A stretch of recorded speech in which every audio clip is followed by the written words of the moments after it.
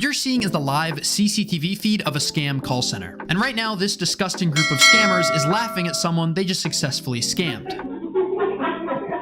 And later, the only one laughing is going to be me when I tell the entire office of scammers their real names. But before I do, let me first explain how I tracked these scammers down and found all of their personal information. If you've ever tried to get your computer fixed, there's a good chance you've heard of Geek Squad. They're a massive company that fixes pretty much anything computer related, and undoubtedly there's going to be a ton of people looking them up on Google. But scammers have caught on to this, so you won't even get the real website as the first result. Instead, you'll get a bunch of ads for similar looking companies, most of which are scams. But the average person doesn't notice these things. They just want a number they can call to get their problem solved. What they don't know is the people they're calling aren't computer experts, but rather a bunch of scammers from India. But I'll seek these numbers out and purposefully call them, because as a part of the scam, they'll have their victims download remote access software, and I can take advantage of this to reverse the connection and gain access to their computers. So how do I get my Gmail fixed? Because we have to put some securities on your computer system to remove the hackers and the Trojan. Right now, the scammer has connected to me, but I've also connected to him, and I'm watching his computer screen as he attempts to run his scam. It's a Trojan.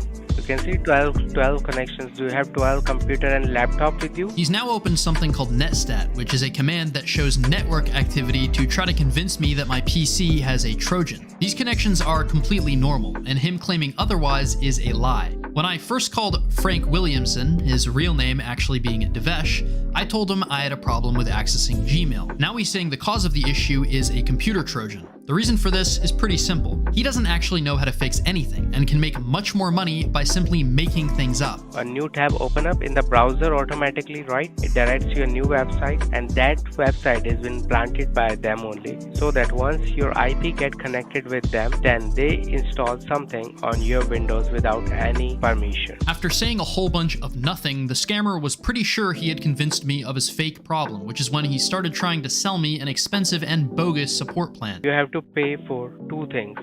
Okay. The driver toolkit and your anti-Trojan security of the web root. The driver toolkit is of the $90. Okay. And your anti-Trojan security of the web root will be approximately near about $129. What he's trying to sell is nothing more than technobabble, and at this point I had wasted enough of his time and decided to confront him. I just want to know why you scam people. That's all I want to know. I guess you make a lot of money, right? We are not. You're not scammers? We are fixing your issue. Yeah, okay. So you're not scammers, and yet you bring up something that is not indicative of Trojans. This computer is a virtual computer. This thing you bring up with your dummy computer system. Yeah. All these things are false. So you are a scammer, not. Oh, so I'm a scammer. So we are fixing the people.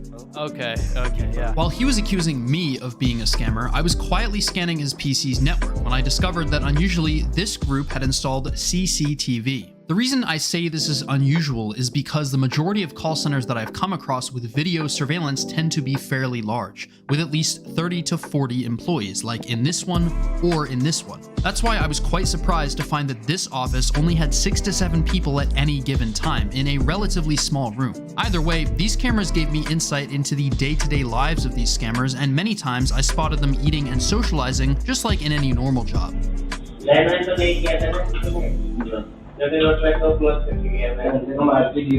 But more importantly, being able to see and hear them meant I could gather some rock-solid evidence of their activities. Let's take a look at the same scammer who previously tried to scam me, now running the exact same script on someone else. Peter Carter was a technician who has moved to computer. Okay, and right now it's with me because you have Trojan and virus in your computer. You have Trojan and virus. Due to which your camera driver has been caught. Since I was actively listening to the call, I decided to intervene before they lost any of their money. Hello? Yeah, hi, is this Robert? Yes. I'm calling you because I believe that you were contacting people from a technical support company. Yes. Yeah, I want to let you know that those people are scammers. Jesus Christ. Yes. What they do is, I don't know exactly how you got your number. I assume you looked up tech support on Google. Is that how you got the number? Yeah, from Best Buy, from Geek Squad. Right, so you looked up Geek Squad on Google? Because those guys are not Geek Squad. Thankfully, I was able to successfully warn him, but there were many more people who had previously been scammed before I had a chance to intervene. This was evident from the many pictures I downloaded from the scammers' computers showing payments made via credit card and check for some pretty hefty amounts. Anywhere from $55 to $1,200 or even $1,500 had been paid for nothing. One picture I found that really highlights how disgusting these scammers really are is this one, where they force an elderly looking man to hold up a check, just more proof these scammers don't have even an ounce of remorse. Regardless of age, they don't care. That's why I wanted to identify not just the heartless scammers in India, but also the people facilitating the laundering of money. Because processing checks internationally is far more difficult and could arouse suspicion, the scammers will instead have their victims make them payable to shell companies in the United States. There were many such companies involved in this scheme, and I've blurred their names because I've reported all of them to US federal authorities where they're actively being investigated. I can't show you their names, but what I can show you is a phone call with the owners of one of these companies. Rather than keeping my own team, I outsource the team. You outsource So it. there's different companies. I won't bore you with the rest of the call, but her claim that she outsources is true to the extent that all the people she works with are scammers. A Google search reveals that her company was involved with another type of scam, the Roku support scam, proven by this review from 3 years ago. But remarkably, the group I'm investigating were stupid enough to not just use US companies, but the real Indian ones to process credit cards. There were two directors who ran the main business, Geek Care Online, and these were Jagpal and Praful.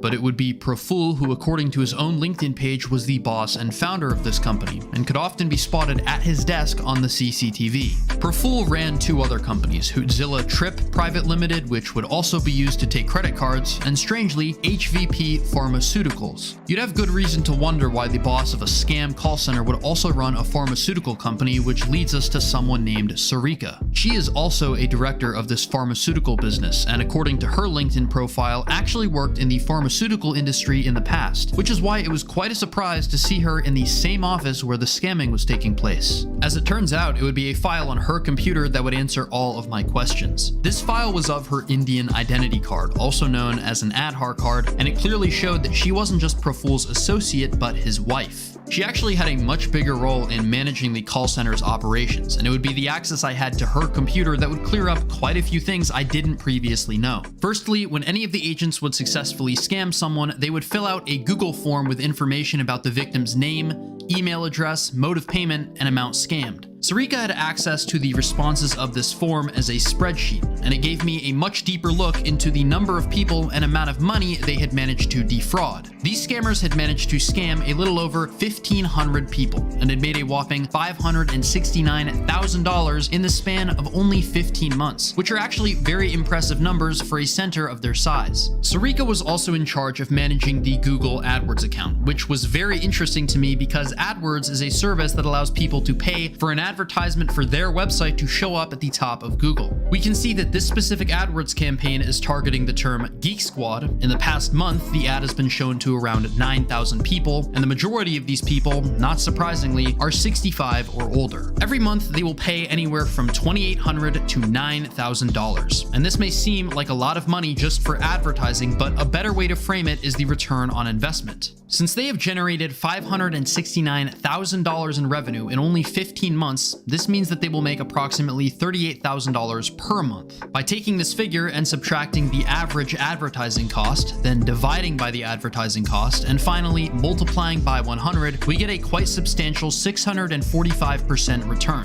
These types of returns are really only possible if you're running a scam operation, but also if you're scamming the very people who work for you. Sarika sent all the employees this email stating the incentive plan for the month of August 2023. For every $500 they scam, they will get 250 rupees. A currency conversion shows that 250 rupees is only equivalent to $3, which means the employees will make less than 1% of what they're stealing. And this is fairly typical behavior. The bosses will take 99% of whatever the workers make, leaving them with pretty much nothing. And all of this gave me a pretty good look into the scammer's finances, but there was still a question lingering in the back of my mind. Where were the scammers actually located? This may seem easy to answer, but it turned out to be quite a bit more complicated than I initially expected. The first thing I did was look at the addresses the Indian-based companies were registered to, but immediately there were inconsistencies. The IP address of the scammers indicated Noida, while the business address indicated Faridabad. Noida and Faridabad are relatively close to each other and are both located in what is called the Delhi New Capital region, but are distinctly different cities. And even if we ignore this, a quick survey of Google Street View shows that none of the buildings in Surya-Nagar are any taller than 2 or 3 stories high. This is in stark contrast to the scammer's office, which appears to be reasonably elevated based on a window that is occasionally made visible. This was pretty much a dead end, so I decided to take a look at their computers, but this didn't prove very helpful either. None of the files on any of the PCs had any mention of what building they might be in, and even worse, none of the computers had wireless cards. Normally, getting the location would be as simple as getting the names and signal strengths of the surrounding Wi-Fi networks and using public databases to triangulate their position. But because there was no Wi-Fi capability, this was rendered impossible. And at this point, I was completely out of ideas and frankly ready to give up, when by complete accident, I got exactly what I needed. In addition to the inside cameras, the office also had an outside view of the hallway leading up to the door of their room. And it was when I was looking through old recordings of this camera angle that I stumbled across this footage of a cleaner opening the door to an adjacent office. Now, I had never seen this door open, and although it appeared that there was something written on it, the camera was too sharply angled to provide anything intelligible of value. However, once the door was opened, it provided me with this still frame of inverted text. By flipping this image horizontally, it shows us the name and logo of a business, Story Design. This is a fully legitimate product design agency, and because they only operate in the Indian daytime, likely had no idea they were next to an office full of scammers. But it was the address of this business that I really cared about, and this address pointed me to a shared office space called the KLJ Noida 1. This is a set of 3 buildings, Tower A, B, and C, and it would be in Tower C that the address would indicate the scammers would be situated. But I wanted to confirm this, and it again would be the outside window that would help me to do so. In front of the window was a tall building, and to the right of it, a much shorter and smaller one. We can see this exact same structure to the right, or in the case of the scammer's orientation, the front of Tower C, as indicated by satellite imagery. So we know exactly what building the scammers are in, but what about their room? Story Design's address also had the room number, 921, meaning that through an educated guess, the scammers would either be in room 920 or 922. But I wouldn't even have to guess, because the owners of the KLJ Noida 1 very kindly provided floor plans on their website. And with this floor plan, it became very obvious that the scammers were in room 922. As clearly shown on the floor plan, Story Design was in room 921, at the end of this corridor, while the scammers were relative to the camera on the left-hand side in room 922. And if all this evidence still wasn't enough, a friend of mine, Neep Scambaits, was actually in India at around the same time as my investigation, and he very bravely went to their physical location and took this first-person video. It's the entrance of the tower. So the call center is over there, and then to the left, basically in this room, then there's like one more room. Then we have like elevators which are going to different floors. And this is 922. It's like one laptop is there.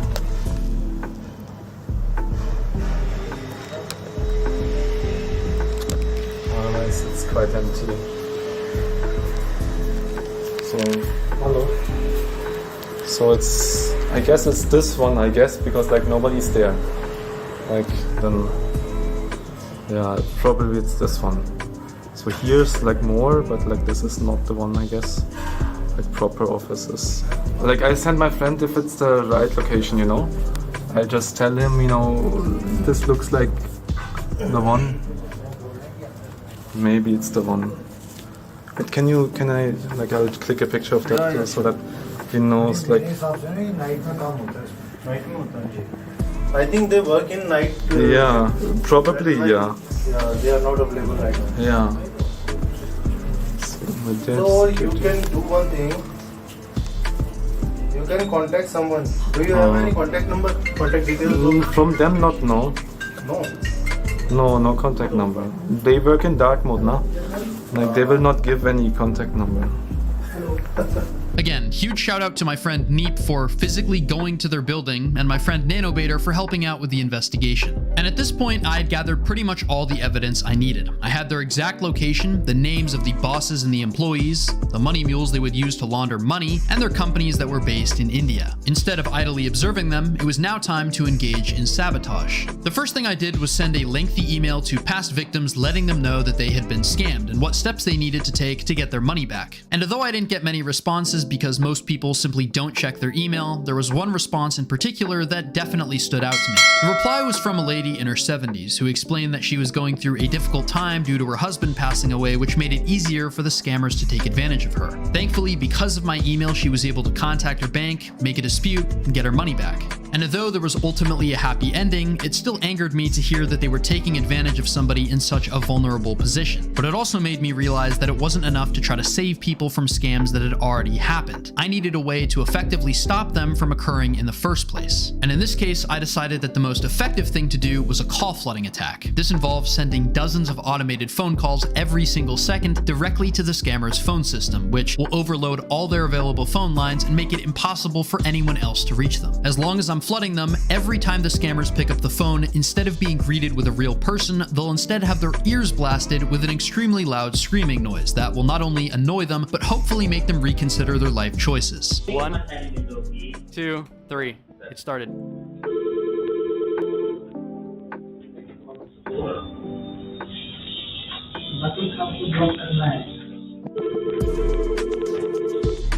Okay, just wait. I want to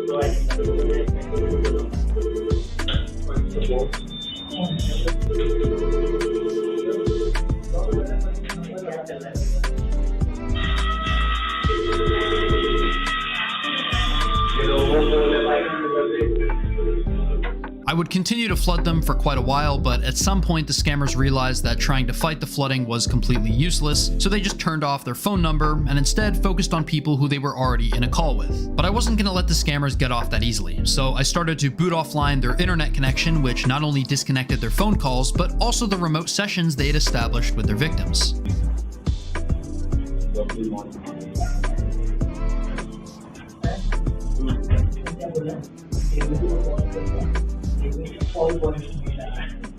But after the continuous call flooding and booting of their internet, I think the scammers finally realized that something wasn't right, because they started pointing at the CCTV with the realization that they were probably hacked.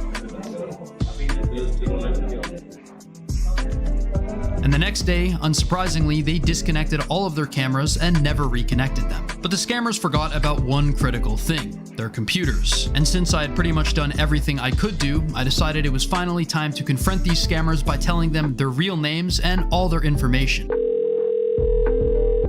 Calling support, how may I help you? Yeah, who am I talking to? Is this David from Geek? It's David? Are you sure your name's David? Yeah.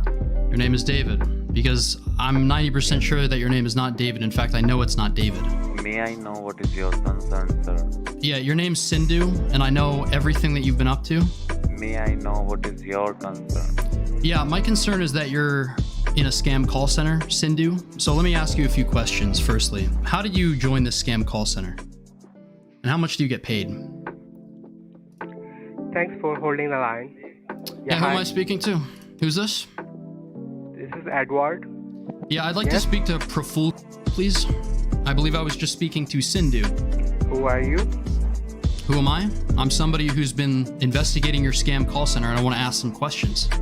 I'm gonna be real with you, okay? I know everybody in your office. I know Shashi, Sindhu, Sparsh, Devesh, everybody in your office, okay? I know Praful, Sarika. I know you're in the Noida 1 building. I know the room that you're in. So just give it to Praful, because you're not going to be able to answer any of the questions I'm going to ask. No, you are not calling at the right place. I'm not? I think. I'm not calling at the right place? Yeah. So do you know what the KLJ Noida 1 building is? You know Unit 922? You ever heard of that? No. You've never heard of Unit 922 before? No, sir. Really? Right now you are connected with the call. Yeah. So you've never heard of Unit 922, and you've never heard of Story Design. You know, we sent somebody up to your building. You know that, right? Somebody took photos of your office. I think you know what Unit 922 is. And after this, they hung up the phone, but I was still able to capture this audio of their reactions to finding out that they've been hacked.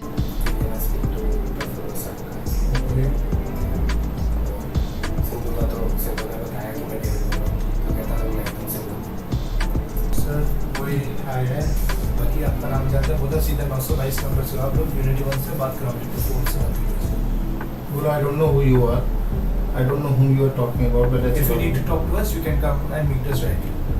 हाँ last time मैं ये बताने वाला था कि बाहर से किसी से मेरे को बता रहा था कि कोई यहाँ पे आके फोटो खींचे गया था तो मुझे यही कस्टमर लग रहा है. It seems like this group of scammers were pretty shaken by what I said. If you enjoy the investigations, consider liking and subscribing and watching another video where I destroy more scammers. Thanks for watching and have a good day.